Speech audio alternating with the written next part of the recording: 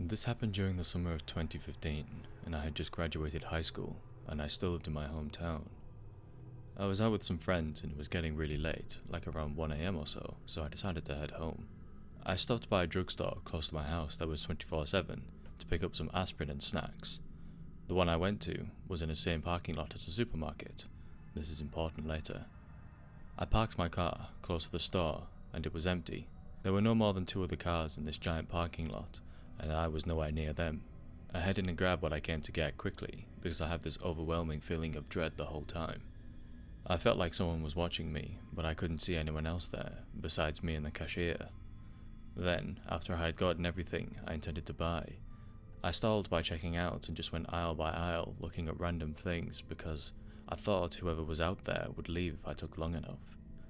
Really, the whole time I thought I was being paranoid because I wasn't used to going out so late. I had strict parents growing up. After 20 minutes of that, I pay and leave the store. I get to the door and literally bolt to my car, pepper spray in my hand, and I lock myself in. I turned my head to check the back seat, and right before I could breathe a sigh of relief, because there was no one there, someone tapped on my window.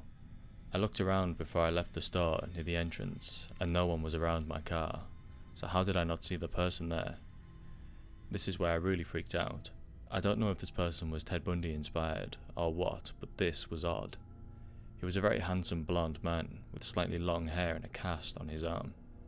Now, my first instinct was to drive off, but he was leaning on the front hood part of my car, and I didn't want to hurt him, so I rolled my window down just an inch so he could speak, and maybe back up a bit so I could drive off without hitting him. But no, he stayed glued on my car.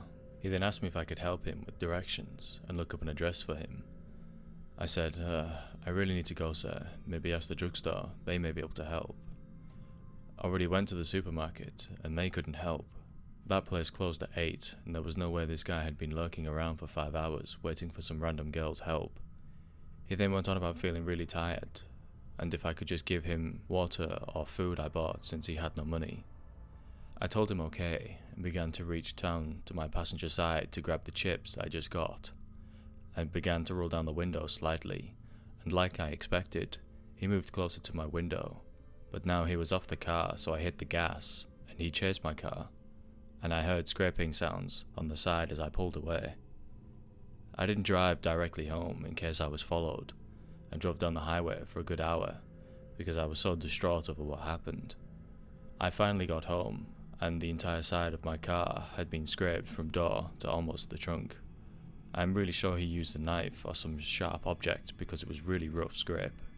I reported the incident, but they never found him or any similar incidents in my town.